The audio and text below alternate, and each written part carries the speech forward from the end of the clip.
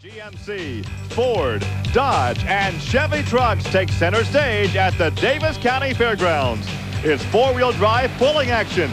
We'll find out who will conquer the Kentucky Clay coming up next.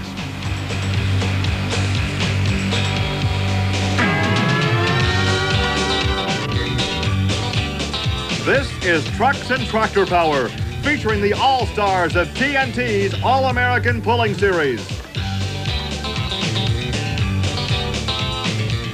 Welcome to Trucks and Tractor Power on the Nashville Network.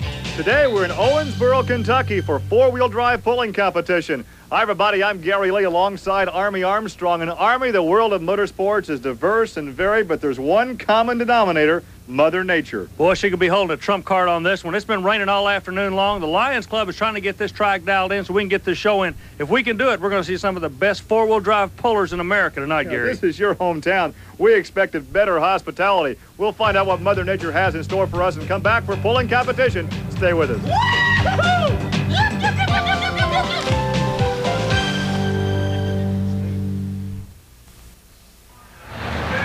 Trucks and Tractor Power from the Daviess County Lions Club Fairgrounds in Owensboro, Kentucky, as Army Armstrong, Gary Lee set to bring you all the action. But with muddy track conditions, there's still a question about how heavy that sled should be.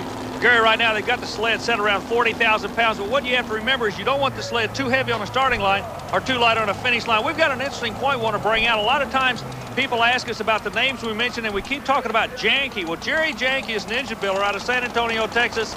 That's where the name Janky comes from. Started in the sport of drag racing. Now we've got him over to truck pulling, and he's got his name and his motors some of the biggest iron in this sport, Gary Lee. And he represents some of the biggest horsepower of all. And right now we are ready for our first hookup.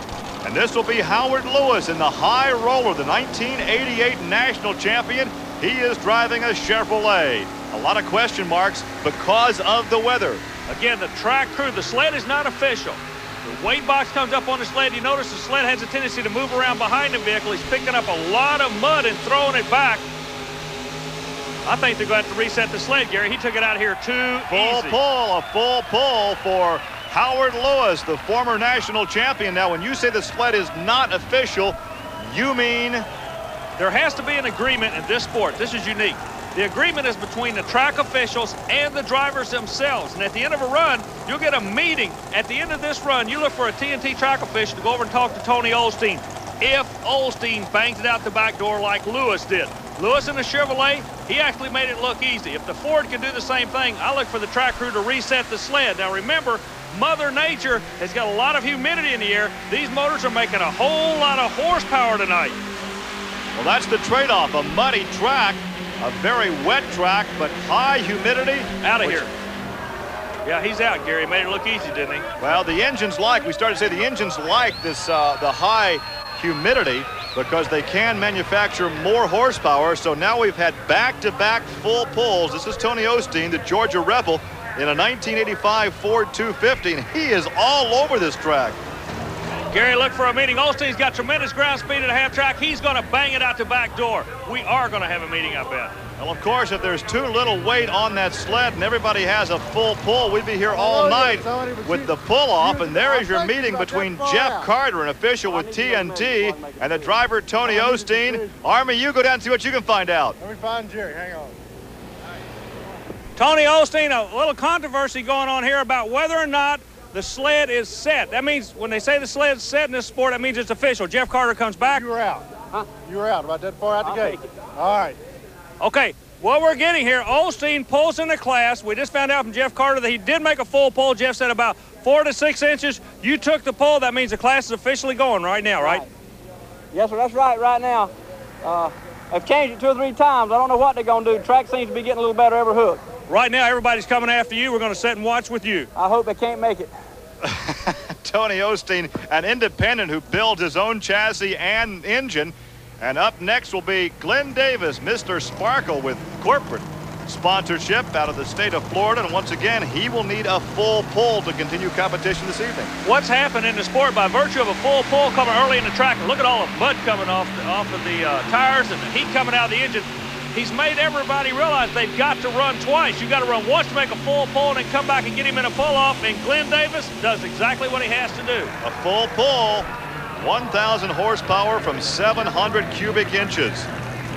This is one of the best guys in the sport reading the track. Yeah, but Gary, look who's following him to the sled. Another Florida puller. Let's see if he can read this track too.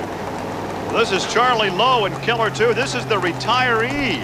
1990 blue Ford Ranger, 688 cubic inches. Over 60 years of age, he's retired, and this is how he spends his retirement. West Palm Beach, Florida, home for Charlie Lowe, the Killer 2. Once again, he has to pull it out of here. He needs a full pull to stay in competition. There's a lot of moisture in the air, and that moisture settling on the top, about top half inch of clay on the track. If you can get through the top clay, you can make a good run. Low. Does it? It looks like he does it. Another full pull. Yep. Oh, we'll be here till breakfast with all the pull-offs. And remember, there's a big storm about 10 miles out is the word we're getting from the track crew. So a lot of pressure right now on the Daviess County Lions Club members. Well, they're calling these official, but obviously we need more weight on the sled, but they can't add it now because the class is underway. Yeah, if they add the weight, they have to go back from ground zero and start the class all over again. The guys that have already run do not want to do that. They've got too much heat in the engine and clutch. Of course, keep in mind with the bad weather, the ominous clouds that we have right now, we have an excellent crowd on hand, and they have been very patient. And what is this? We're going to add some weight now? Yeah, Gary, we're just getting word they are going to go back and regroup on this. 2,200 more pounds of weight is going in the skid pan. Army will step aside as they sort this out and come back with more from Owensboro, Kentucky.